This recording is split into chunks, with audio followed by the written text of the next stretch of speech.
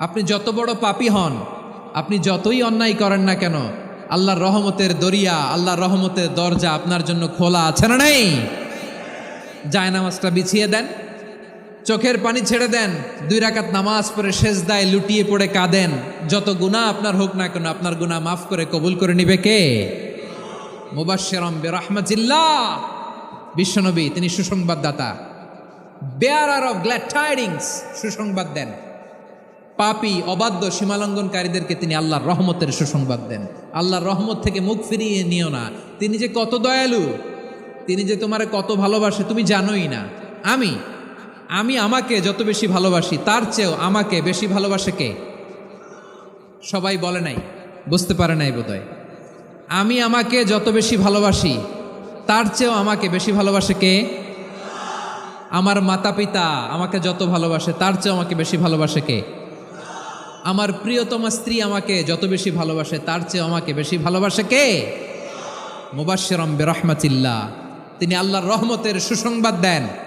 আবার আমরা যখন দোয়া পড়ি, আমরা পড়ি রব্বানা আতিনা ফিদ দুনিয়া হাসানাতাও ওয়া ফিল আখিরাতি হাসানাতাও ওয়া কিনা আযাবান নার। আল্লাহ দুনিয়ার কল্যাণ দাও, আখিরাতের কল্যাণ দাও, জাহান্নামের আগুন থেকে বাঁচিয়ে দাও, পড়ে আমিন।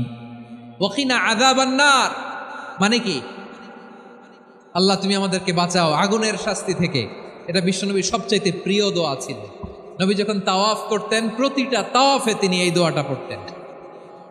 রুকনে ইয়ামানি থেকে হাজরা আসওয়াদে যখন তিনি যেতেন, এই দোয়াটা পড়তেন, রব্বানা আতিনা ফিদ দুনিয়া হাসানা ওয়া ফিল আখিরাতি হাসানা ওয়া কিনা আযাবান নার।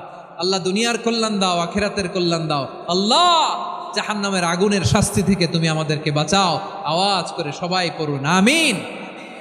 আবার জাহান্নামীরা যখন জাহান্নামে যাবে, ফেরেশতারা ডেকে বলবে, ও কপাল পোড়া জাহান্নামীরা, জাহান্নামে কেন ঢুকলা? দুনিয়ার বুকে কি তোমাদেরকে সতর্ক করার জন্য কেউ আসে নাই?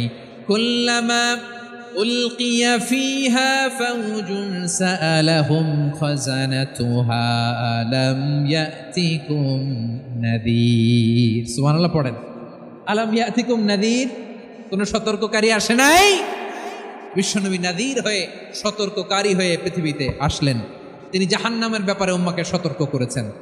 জাহান্নামের আগুনকে আল্লাহ নাম দিয়েছেন নারুল্লাহ।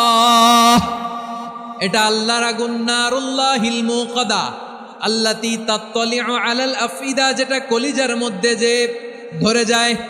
দুনিয়ার আগুন হাতে লাগলে হাত জ্বলে, পায়ে লাগলে পা জ্বলে। জাহান্নামের আগুন দেহের যেই জায়গায় লাগুক না কেন, সাথে সাথে কলিজাটা জ্বলে ছাই হয়ে যাবে।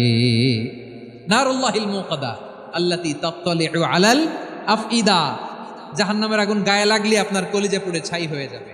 ওই জাহান্নামে আমরা যেতে চাই? আমরা তো সবাই মিলে নাশিদ গাইলাম, জান্নাতে আমরা একা যাব না, সবাই মিলে যাব।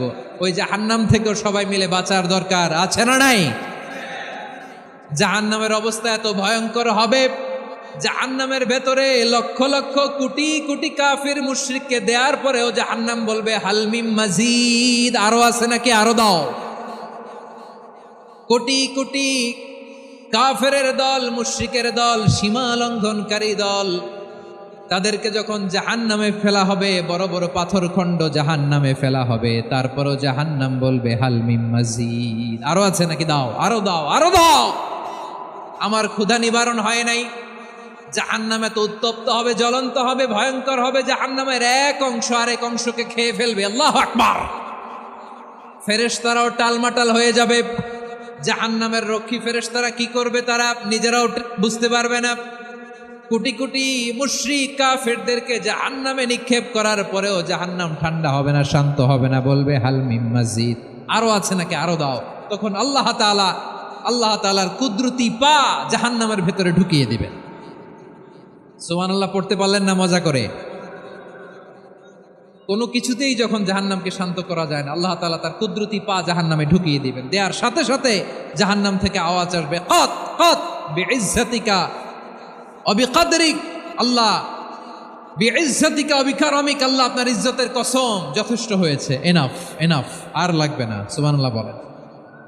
ওই ভয়ঙ্কর জাহান্নামে আমরা যেতে চাই কেউ? আমরা সব সময় ওই জাহান্নাম থেকে আল্লাহর কাছে পানাহা চাই। আওয়াজ করে বলেন ঠিক কিনা? বিশ্বনবী সবসময় আল্লাহর কাছে আল্লাহর জান্নাত চাইতেন, আল্লাহর জাহান্নাম থেকে পানাহ চাইতেন। তিনি বলতেন আল্লাহুম্মা ইন্না